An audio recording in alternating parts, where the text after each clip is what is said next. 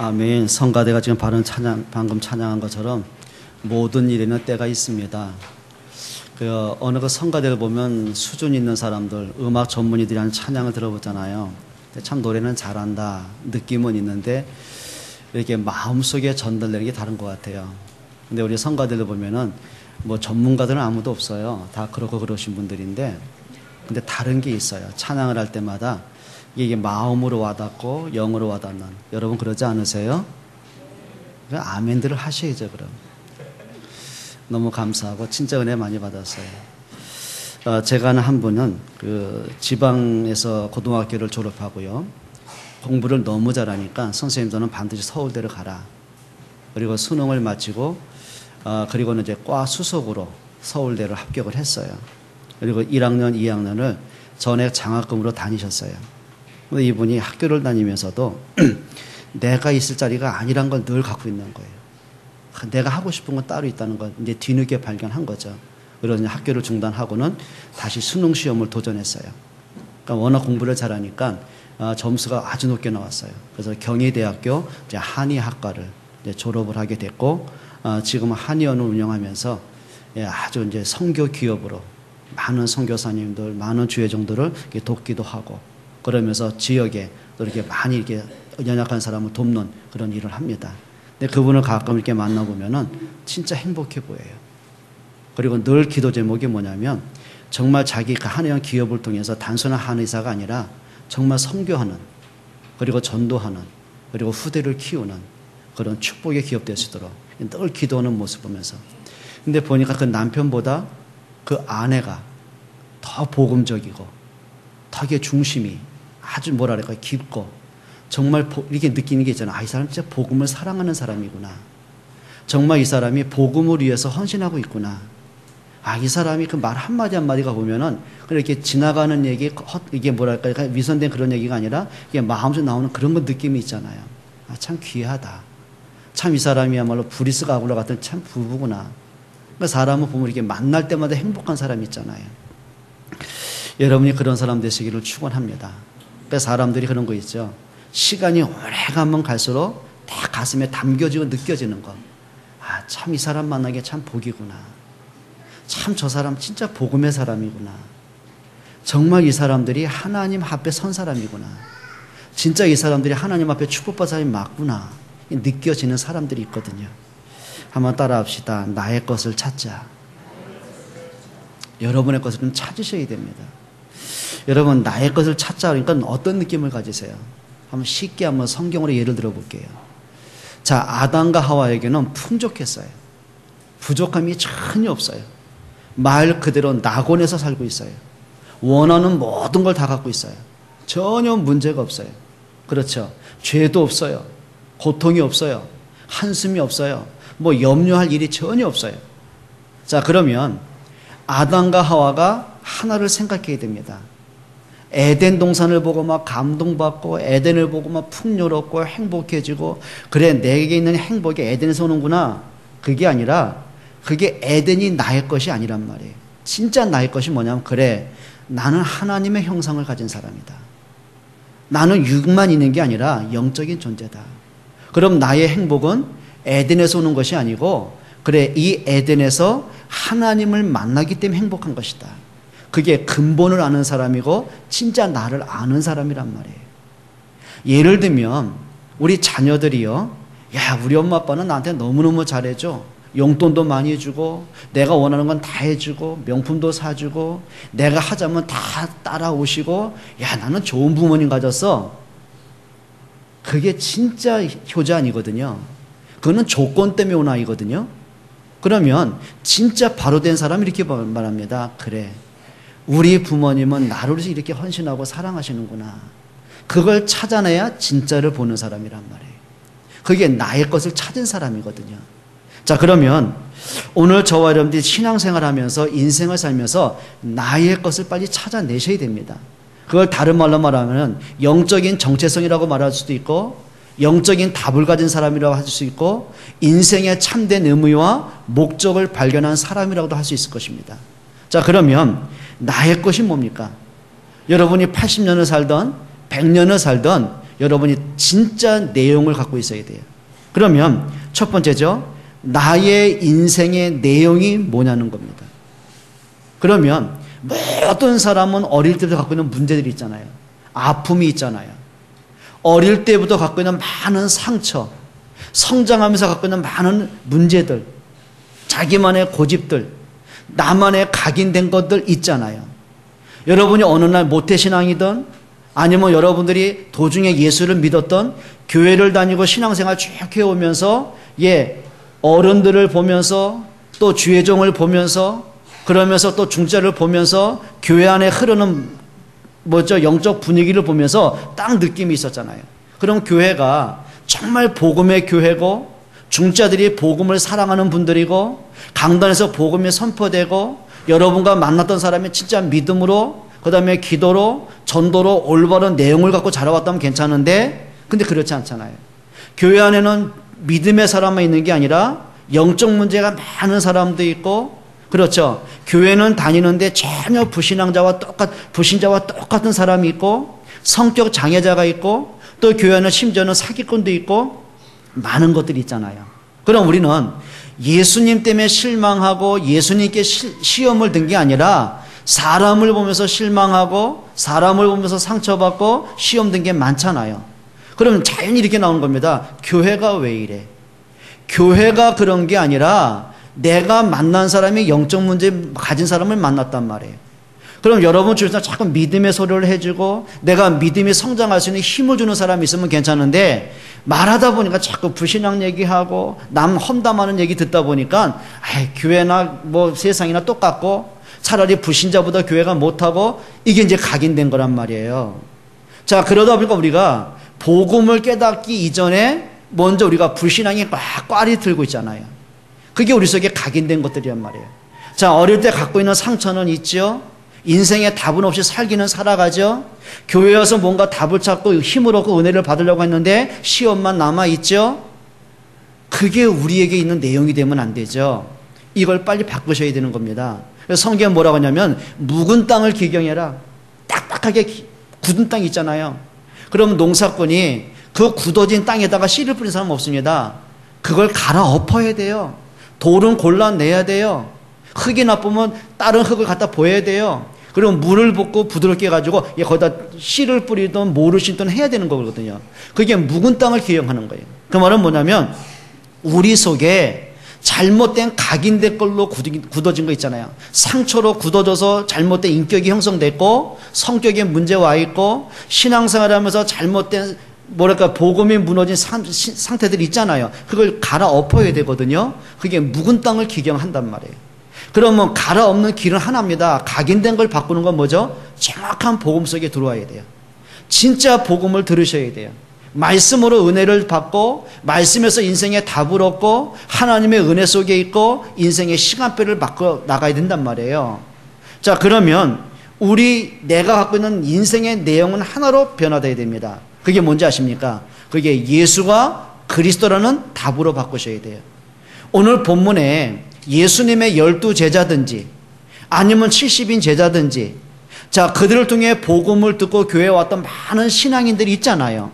그럼 이 사람들은 그동안에 갖고 있었던 신앙의 색깔이 오직 복음 아니었거든요. 율법주의였어요. 유대교 사상이었어요. 선민 사상이라는 잘못된 것이 갖고 있었어요. 자, 그러다 보니까 이 사람들이 복음하고 전혀 관계없는, 자, 이전에는 예수님을 통해서 물고기 2마리와 또 5병여를 가지고 배불리 먹은 경험도 했어요. 죽은 나사로가 살아난 것도 경험을 했어요. 말씀을 통해 많은 위로도 받았어요. 근데 한 가지가 없는 거예요. 이 사람들이 성경은 갖고 있는데 성경에서 말씀하는 그리스도가 누군지를 몰랐던 거예요. 자, 이 사람들이 조상 대대로 율법을 갖고 지켜왔는데 그 율법의 완성이신 그리스도를 모르는 거예요. 자, 오래전부터 언젠진 몰라요. 모세 이후에 수천 년이 지나오면서 안식일은 철저히 지켰어요. 안식일을 어긴 사람은 돌로 쳐 죽일 만큼 아주 철저히 지킨 사람들이에요. 근데 이 사람들이 날짜라는 토요일이라는 안식을 지켰을 뿐이지 참된 안식을 주는 안식일의 주인 대신 그리스도를 몰랐단 말이에요. 그러니까 이 사람들은 성경을 가지고 예수님을 비방했어요. 율법을 가지고 예수님을 정죄했어요. 안식일 제도를 가지고 예수님을 욕되게 했어요. 자, 이들이 틀린 사상을 가지고 예수님을 십자가에 못 박혀 죽여버린 거예요. 이것이 뭐냐면 잘못된 각인들이죠. 근데 이 사람들이 한 가지를 본 겁니다. 예수님을 오랫동안 따라다니면서 깨닫지 못했던 것, 말씀을 들으면서도 깨닫지 못했던 것, 그리스도를 직접 보면서도 그리스도가 누군지 몰랐던 것, 결국은 예수님 등지 어떤 사람 베드로는 예수님 부인하고 도망가고, 가룟 자는 예수님을 팔아먹고 자살하고, 도마는 예수님의 부활을 절대 안 믿었고, 이런 사람들이 바뀌는 기준이 있었단 말이에요. 그게 뭐죠? 골고다 언덕에서의 체험을 한 겁니다. 그게 뭡니까? 그리스도의 십자가 사건을 목격을 한 겁니다. 그리고 감람산에서 부활하신 예수 그리스도를 체험하게 되는 겁니다. 그리고 마가 다락방에서 10일간 그 약속을 붙잡고 말씀을 붙잡고 성령 충만 받도록 10일 동안 간절히 기도를 체험한 겁니다. 그리고 나서는 사도행전 2장에 성령 충만한 응답을 받게 되는 거예요. 그러면서 이 사람들의 틀린 것들이 바뀌기 시작하는 거예요. 종교상의 그리스도가 아니라, 이론적인 그리스도가 아니라, 지식으로 알고 있는 그리스도가 아니라, 그 그리스도가 마음에서 믿어지는, 그 영혼의 깊은 고백이 되어지는, 자, 비록 삶은 로마로부터 박해를 당하고, 유대인들부터 핍박을 당하고, 예수 믿다 들키면 잡혀 죽기도 하는 많은 사건이 있고, 심지어는 먹고 사는 것까지 위기가 오고 출교를 당하거든요. 그럼에도 불구하고 흔들리지 않을 수 있을 만큼, 그들이 죽을 걸 알면서도 마가다락방에 모일 수 있을 만큼 복음의 답을 가진 내용들이 있었단 말이에요. 한 가지입니다. 예수가 그리스도예요. 기독교가 말하는 종교의 예수가 아니라 하나님이 영원 전부터 주신 그 이름, 우리를 사망에서 생명을 주시는 그 이름, 운명에서 해방하신 그 이름, 과거의 영적 문제와 상처로부터 자유하게 하시는 그 이름, 거기에 대한 답을 갖기 시작한 겁니다. 그게 우리 인생의 내용입니다. 오늘 이 시간 여러분에게 진짜 내용 회복할 수 있기를 축원합니다. 특별히 모태신앙들에게 한 가지 부탁을 드립니다. 여러분들이 어릴 때부터 그냥 부모님이 얘기했던 그리스도, 뭔가 의미도 모르고 엄마 손잡고 다녔고, 좀 이렇게 사춘기 시절에는 교회 가기 싫은데 안 가면 혼나며 다녔고, 억지로 앉아 있었고, 자, 내가 이제 30이 되고 40이 되고 50이 되고 보니까 뭐 기독교인이라, 그러니까 어쩔 수 없이 예배하는 그런 시간들이 아니라, 그러면 내가 어릴 때부터 그렇게 수도 없이 들어왔던 예수라는 이름 그리스도, 내가 그동안 오늘까지 내가 믿어왔던 그 그리스도가 나하고 어떤 관계냔 말이에요. 그 답을 찾아내셔야 됩니다. 여러분, 이 답을 찾아내지 못하면은요, 신앙생활 하면서도 흔들리게 돼 있는 거예요. 요즘 보니까 신천지가 완전히 뭐 한국교회 전 세계를 막 뒤집고 있어요. 주로 따라간 사람이 누구냐? 신자들입니다. 자, 이 사람은 주로 불신자 상대 안 해요. 신자를 상대합니다. 그래서 뭐냐면 산 옮기기라고 하죠. 자, 기성교회는 죽었다. 이건 하나님 교회 아니다. 이건 이단이다. 사단의 집단이다. 그 교회 전체를 신천지로 옮겨와야 된다. 그게 산 옮기기라는 거예요. 그럼 이 사람들은 이름은 뭐냐면 추수꾼이라고 그래요. 그러니까 추수할 곡식이 이거 있는데 추수할 곡식이 없는 거예요. 그러니까 여러분 추수 대상자입니다. 이 사람들 딱 와가지고 그냥 안 합니다. 어떻게 해요? 이제 숨어 들어오잖아요. 그래서 뭐 어떤 사람은 내가 아주 막 열심히 최선을 다해 신앙생활 하다가 이제 강조합니다. 시험에 들어가지고 누구한테 들어요? 목사한테 들고 장로한테 시험 들고 더 이상 교회를 못 나가고 있는데 내가 이러면 안 될 것 같은데 다시 신앙생활 하고 싶다. 어떻게 하면 좋겠냐? 그래 여러분, 하나님이 예비한 사람, 준비된 사람, 우리 얼마나 할렐루야 합니까? 교회 오는 거예요. 그러면서 교회 많은 봉사합니다. 헌금도 참 잘합니다. 성가대 합니다. 주일학교 교사합니다. 그럼 어느 날 보니까 이 사람이 장로도 됩니다. 성가대장도 합니다. 많은 일을 할 거 아닙니까? 그때부터 시작이 되는 거죠. 우리 교회가 이러면 안 되는데. 그래서 막 목사 흉보고, 그 다음에 장로도 흉보고, 그러면서 하는 말입니다. 내가 요즘에 진짜 은혜 받고 있는 성교권만 단체가 있다. 한번 가보지 않겠냐? 이제 슬슬 꺼갑니다. 그럼 교회에서 확신이 없으니까 어떻게 돼요? 가보고 싶은 거예요.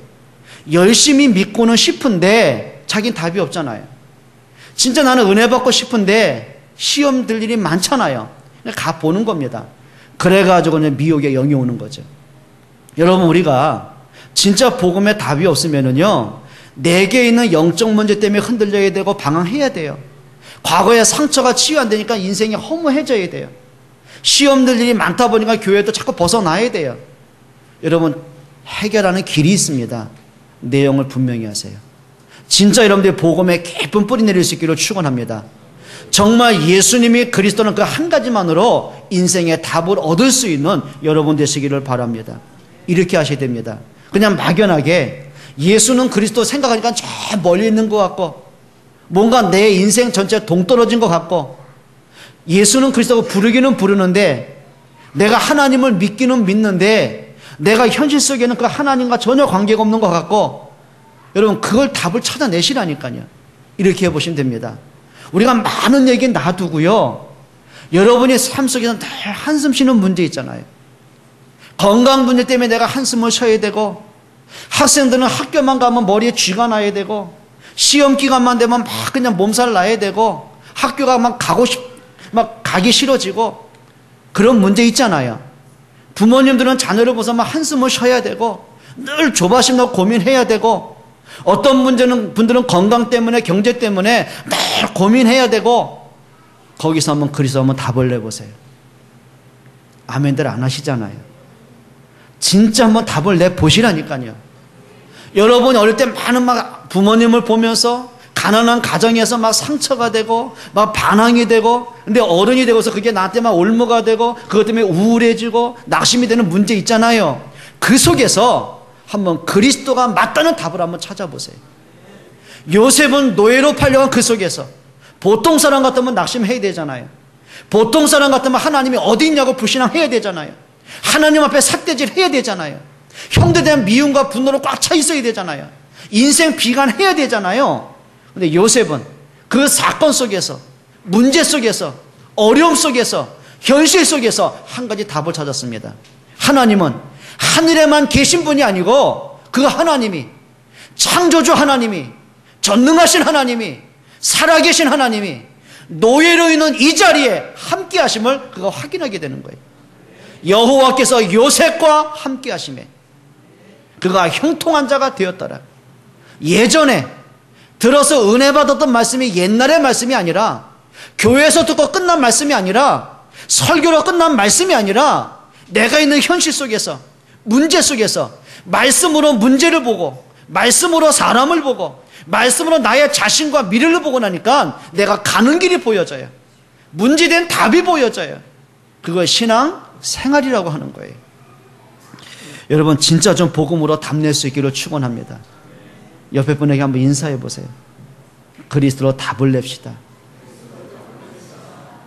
여러분 답을 낸다는 게 뭔지 아세요? 답을 낸다는 것.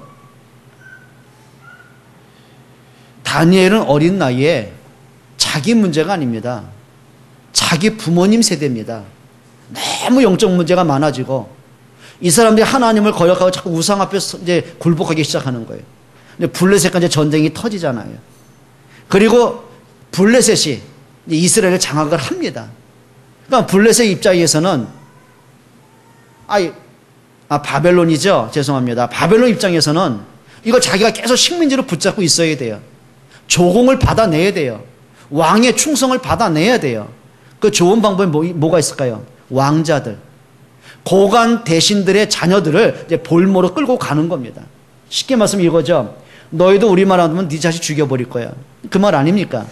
그러니까 이제 다니엘은 볼모로 바벨론에 붙잡혀 온 겁니다. 언제 죽을지 모르는 위기입니다.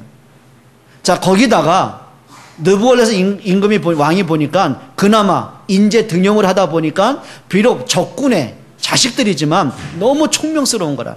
그래서 이제 선발한 아이가 다니엘과 사드락, 메삭, 아벳느고입니다. 자, 그러면 이 사람이 왕이 이 아이들을 자기 사람으로 만들려고 보니까 일단은 자기가 믿는 신을 믿게 해야 돼요. 그래서 우상 제물을 먹게 하는 겁니다. 그때 세 친구가 서로 얘기했겠죠.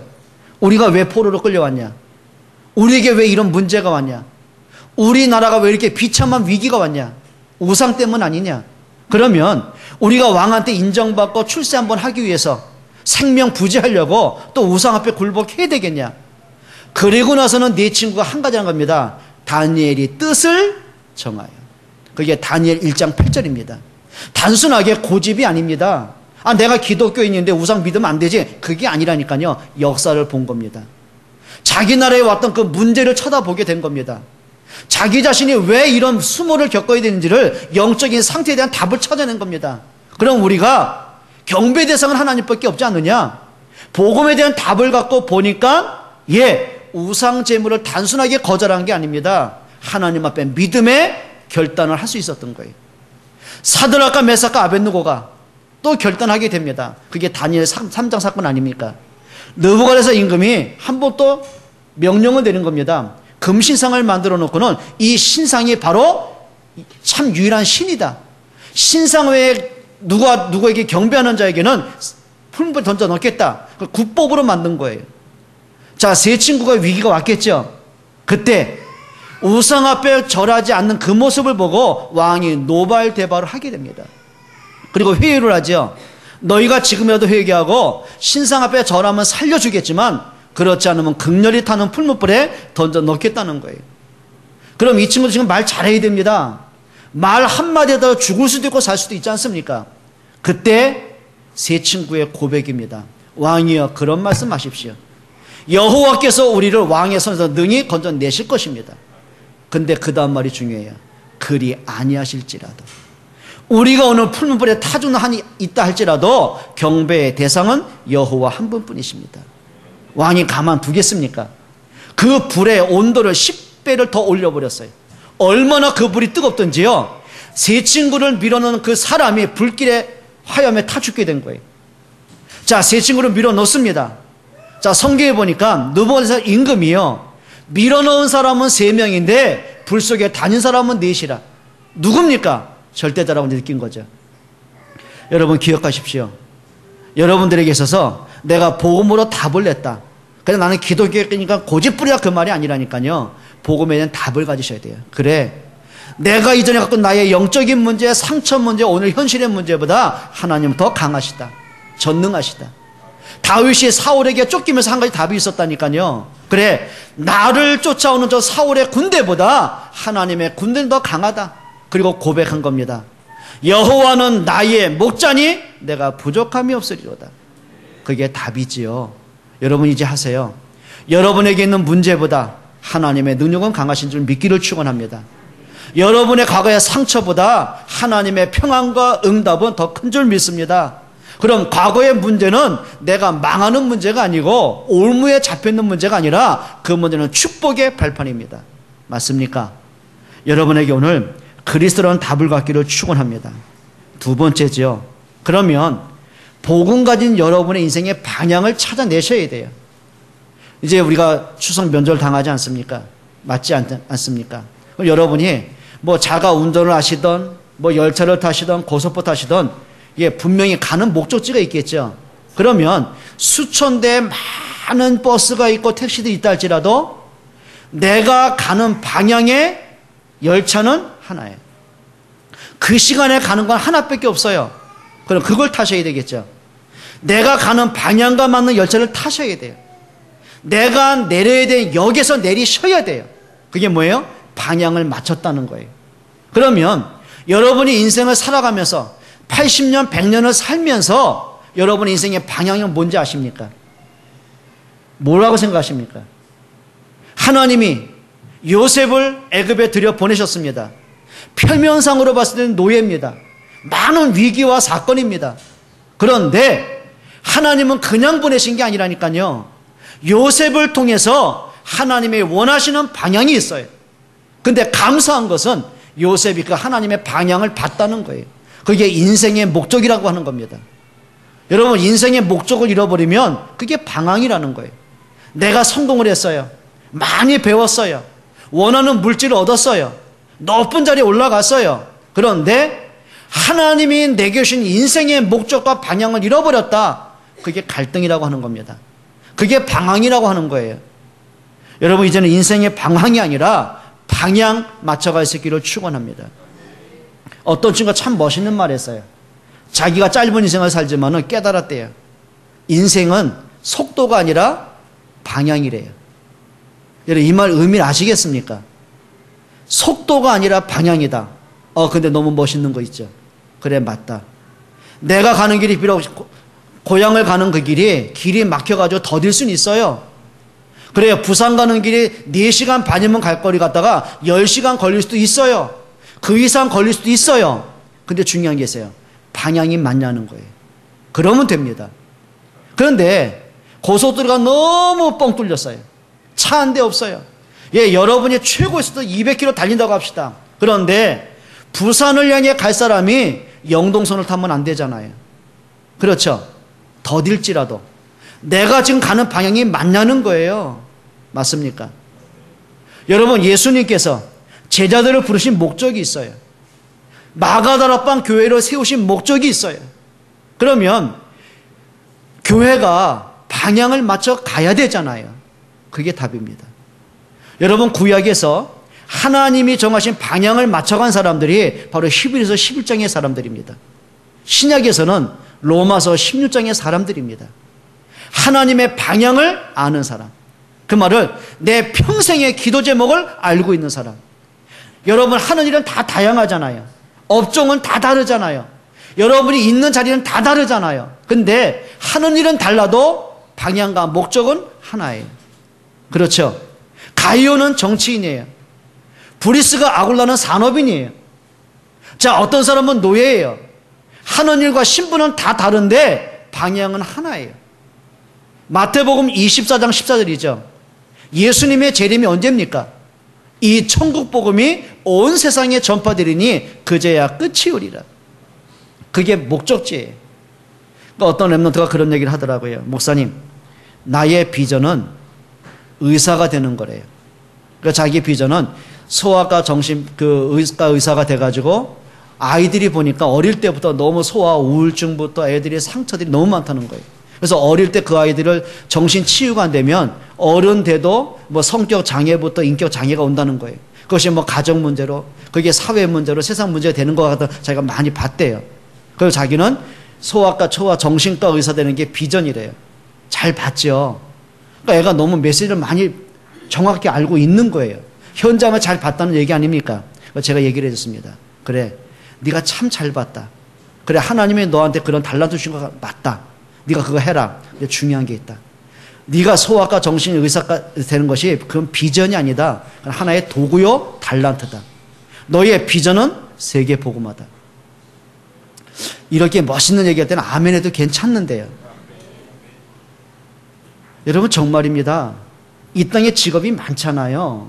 그럼 어떤 사람은 의학계과로, 어떤 사람은 교육 분야로, 어떤 사람은 법률 쪽으로, 법학 쪽으로 많은 분야가 있잖아요.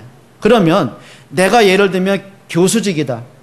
그럼 내가 몸담고 있는 그 학교 안에 동료 교수들 가운데, 내가 가르치는 제자들 가운데 복음 모르고 종교에 막 너무 뭐랄까 힘들어하는 분들이 많잖아요. 자기 영적 문제에 막 눌려가지고 방황하는 사람이 너무 많잖아요. 삶의 운명 가운데 눌려서 지친 사람이 너무 많잖아요. 그럼 그들이 답을 줘야 되는데요. 복음에 답을 줘야 되는데요. 그럼 하나님이 나에게 그런 가르치는 그 직업을 통해서 그걸 나에게 현장으로 주신 거예요. 맞죠? 그러면 내가 있는 그 현장, 그 만남 속에서 전도가 되고 복음이 증거되면서 전 세계에 역사가 나타나는 거예요. 저 이 얘기하면 아멘 할 줄 알았어요. 정말 부탁드립니다. 여러분, 이제는 이제 답을 좀 갖기를 축원합니다. 우리 학생들이 막연하게 공부하면 안 돼요. 점수 올리려고 공부하는 거, 예, 필요한 건데요. 한번 진짜 기도해 보세요. 하나님이 내게 주신 달란트는 뭘까? 고민해보고, 기도해보고, 많은 인턴십을 해보고, 많은 책을 읽어보고, 그러면서 하나님이 나를 인도해 가시는 방향이 있잖아요. 비록 더딜 수도 있어요. 어떤 사람은 어릴 때 발견하는 사람도 있고, 어떤 사람은 나이가 들어 발견하는 사람도 있어요. 근데 중요한 게 있어요. 하나님은 여러분에게만 주신 답이 있습니다. 여러분에게만 주신 달란트가 있습니다. 찾아낼 수 있기를 축원합니다. 그게 하나님의 나라입니다. 오늘 꼭 기억하십시다. 나의 인생의 방향, 하나님의 나라. 그걸 정확히 말하면 전도와 선교와 렘넌트 위에서 하나님이 내게 주신 달란트는 뭐지? 내게 주신 사명은 뭐지? 내게 주어진 기도 제목은 뭐지? 요걸 찾는 사람이에요. 여러분, 하나님의 나라가 방향이 될 수 있기를 축원합니다. 오늘 3절에 이렇게 말하지요. 그가 고난받으신 후에 또한 그들에게 확실한 많은 증거로 친히 살아계심을 나타내사 40일 동안 그들에게 보이시며 누구의 일을? 하나님 나라의 일을 말씀하시니라. 이 하나님의 나라, 궁극적으로는 천국 맞아요. 예수 믿으면 천국 당연히 가는 거죠. 우리가 뭐 천국 가려고 예수 믿는 거 아니잖아요. 예수 믿는 사람은 당연히 천국 가잖아요. 좀 무식한 말로 한번 해볼까요? 여기 앉아있는 은진이가 아빠, 딸 되려고 노력하는 게 아니잖아요. 아빠, 딸이 됐으니까 당연히 딸의 권리가 있잖아요. 자, 저녁이 되니까 겨우 집에 와서 잠 한번 자려고 아빠한테 잘 보이는 거 아니잖아요. 딸이니까 당연히 들어오는 거 아닙니까? 맞습니까? 우리가 구원받으려고 예수 믿는 게 아니라니까요. 예수 믿고 우리가 구원받았어요. 하나님 자녀가 됐어요. 천국의 백성이 됐어요. 그건 당연한 거죠. 근데 중요한 게 있어요. 자, 천국 간다, 그건 당연한 것이고요. 근데 중요한 게 있잖아요. 우리가 이 땅을 사는 동안, 여러분이 이 땅을 사는 동안 천국의 백성으로 사는 거예요. 그게 나의 배경이에요. 하나님이 나의 배경이고 하늘 보좌가 나의 배경이고 천국이 나의 배경이에요. 그럼 우리가 이 땅을 사는 동안 뭐가 필요하냔 말이에요. 하나님의 나라가 이루어지는 응답받기를 축원합니다. 그래요. 이 땅에 많은 갈등하고 방황하고 영적 문제로 지쳐있고 가정의 문제로 시달리고 있고 자기 정신 문제로 고통받고 있는 많은 사람이 있잖아요. 사단에게 눌린 사람이 있잖아요. 그렇죠. 지옥의 배경 갖고 있는 사람이 있잖아요. 이대로 놔두면 마귀의 자녀로 지옥의 백성 가는 사람이 있잖아요. 운명이 해결 안 돼가지고 고통 속에 묶여있는 사람이 있잖아요. 그들이 하나님 만나야 되잖아요. 그들이 생명을 얻어야 되잖아요. 그들이 운명에서 빠져나와야 되잖아요.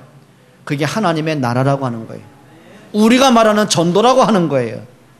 여러분에게, 여러분을 만나는 모든 사람이 하나님 나라 임하기를 축원합니다.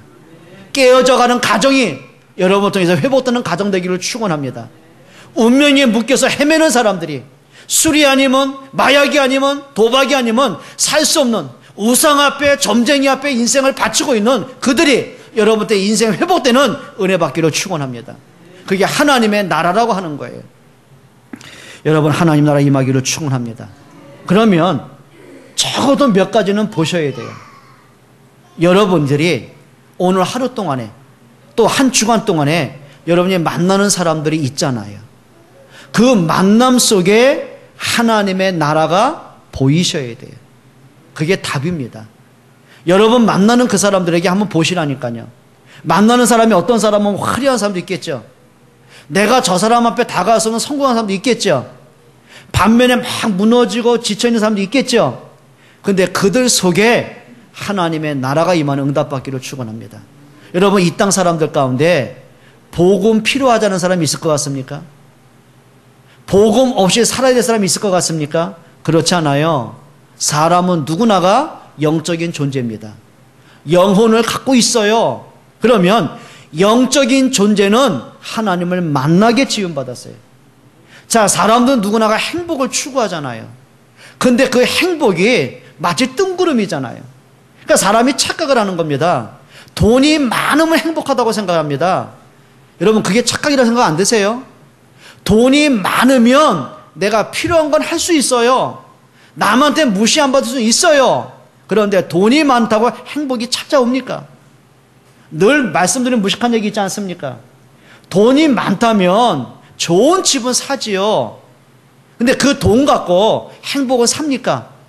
대형 마트 가고 백화점 가가지고 여러분 저기 진열되는 행복 5,000원짜리 주세요 합니까? 1억짜리 행복 달라고 합니까? 아닙니다. 가정에 있어야 되는, 그 집에 있어야 되는 행복과 웃음과 사랑과 존경과 신뢰는 돈으로 살 수가 없는 거예요. 맞습니까? 그럼 뭐 돈 많은 갑부가 왜 자살합니까? 진짜 행복은 하나님이 주시게 돼 있어요. 진짜 행복은, 진짜 평안과 진짜 안식은 하나님의 은혜로 주어지게 돼 있어요. 예수님 말씀합니다. 내가 너에게 주는 평안은 세상에 주는 것 같지 않다. 친구들하고 막 놀아가면서 여행 다니면서 오는 그 순간은 즐거워요. 근데 여행 마치고 딱 집에 혼자 있을 때 또 외로움 오잖아요. 친구들과 만나서 밤새도록 술 마시면 그때는 기분 좋잖아요. 알딸딸 하잖아요. 근데 술 깨고 나니까 어때요? 어때요? 허문 밀려오고 속은 쓰리잖아요. 약국에 또 뭐 사러 갑니까? 속 푸는 약 드시잖아요. 여러분, 그거는 순간적이에요. 여러분이 좋은 옷을 산다. 그 기쁨 얼마나 갑니까? 하루나 가십니까? 내가 좋은 차를 샀어요. 그 기쁨 얼마나 갑니까? 오래 갑니까? 한 달 이상 안 가요. 진짜 행복과 평안은 하나님의 은혜로 주어집니다. 맞습니까? 그러면 이 땅에 살고 있는 66억의 모든 인간은 하나님을 만나야 될 사람들이란 말이에요. 여러분, 만나는 사람들에게 하나님의 나라가 임하도록 기도하시기를 축원합니다. 그들에게 진짜 한번 답을 줘보세요. 그리고 여러분이 하는 업을 통해서 하나님의 나라가 보이셔야 돼요. 이해가 되시겠습니까? 자, 사도행전 9장에 나오는 답이다. 이 사람이 그리스도를 만나기 전에는 삭바느질 하던 여자였어요. 그 말은 뭐냐면 그렇게 풍요롭지가 않다는 거였어요. 겨우 하루 벌어서 하루 먹고 사는 그런 가난한 사람이었어요. 그런데 이 사람이 그리스도의 복음을 받게 됐어요. 그러고 보니까 이 사람이 전도 제자가 됐어요. 성경의 사도행전 9장에는 여제자 다비다라고 한 거예요. 자, 전에부터 했던 그 삭바느질이 이제는 먹고 사는 생계수단 정도가 아니라 그게 선교 기업이 되는 거예요. 그래요. 브리스가 아굴라는 이전부터 천막을 만드는 산업인이었어요. 근데 사도행전 18장에 보면은 로마가 황제가 명령을 내리죠. 모든 유대인은 로마를 떠나라. 그러니까 유대인 추방령이 내린 거예요. 그럼 무슨 보상이 있겠습니까? 모든 재산 몰수하지요. 그리고 강제 추방을 당한 거예요. 알거지가 된 거예요. 그리고 터덜터덜 온 게 고린도까지 온 거예요. 자, 살 길이 막막하겠죠. 근데 하나님이 거기서 누굴 만나게 합니까? 전도자 바울을 만나게 된 거예요. 그러면서 복음을 깨닫게 되는 거예요. 그러면서 한 가지 인생의 답을 찾죠. 방향이 정해진 거예요. 내가 지금까지는 돈 버는 자체가 목적이었어요. 근데 이제는 돈 벌 이유가 생긴 겁니다. 어느 날 하나님이 다시 로마로 들어가게 됩니다. 그 이름이 다시 로마서 16장 3절에 나옵니다. 뭐라고 합니까? 교회 복음과 전도에서 목을 내놓을 만큼 복음의 답을 가진 전도 제자로 회복되기 시작하는 겁니다. 그러면 전에는 먹고 살던 생계수단 천막이었어요. 근데 이제는 그게 아닙니다. 진짜 전도 때문에, 교회 때문에, 세계의 복음화 때문에 응답받을 이유가 된 거예요. 그게 선교 기업이라고 하는 거예요. 여러분 하는 일에서 여러분 하나님 나라가 보여지기를 축원합니다. 우리 학생들이 지금 공부하는 그 단순한 공부가 아니라 복음 엘리트로 준비하는 축복의 공부가 되시기를 바랍니다. 아멘입니까? 마지막 세 번째입니다. 나의 인생의 방법이 있어요. 여러분 사람이요, 살면 살수록 한계 올 때 많잖아요. 그렇죠? 삶은 살수록 부모들은 자녀 키우면서 한계 올 때 너무 많잖아요. 부모의 사랑과 눈물로도 해결 안 되는 문제가 너무 많잖아요. 우리가 신앙생활하면서 한계 올 때 너무 많잖아요. 나는 시험 들고 싶은 일이 없는데 자꾸 시험 들 일이 많아지잖아요. 여러분이 뭐 일을 한다, 사업을 한다, 한계 올 때 많잖아요. 뜻하지 않은 IMF 위기가 올 때도 많잖아요. 예수님 말씀합니다. 오직 성령 충만 받아라. 성령 충만 받아라. 하나님이 주시는 힘을 얻어라, 그 말이에요. 여러분 성령 충만 받기를 축원합니다. 여러분 그게 방법이 되셔야 돼요. 그래서 성령 충만은 뭔지 아세요? 여러분이 성령 내주와 성령 충만의 의미를 분명히 아셔야 돼요. 성령 내주는 뭐죠? 우리가 예수 그리스도를 영접하는 그 순간 성령이 내 안에 계십니다. 성령이 아니고는 누구도 예수를 주라고 할 수가 없는 거예요. 자, 성령께서 내게 그리스도가 믿어지게 하셨어요. 성령께서 내가 받은 은혜를 깨닫게 하셨어요. 근데 그 성령은 내가 불신앙한다고 떠나가는 적이 없어요. 영원히 나와 함께 하세요. 그런데 중요한 게 있습니다. 내게 있는 그 성령 충만이 내게 힘이 되고 내게 능력이 되고 내게 응답이 되는 그걸 성령 충만이라고 하는 거예요. 나와 함께하는 성령을 내가 살면서 누리는 비밀이 있어요. 내 한계를 뛰어넘는 힘이 있어요. 그게 성령 충만한 힘이라고 하는 거예요.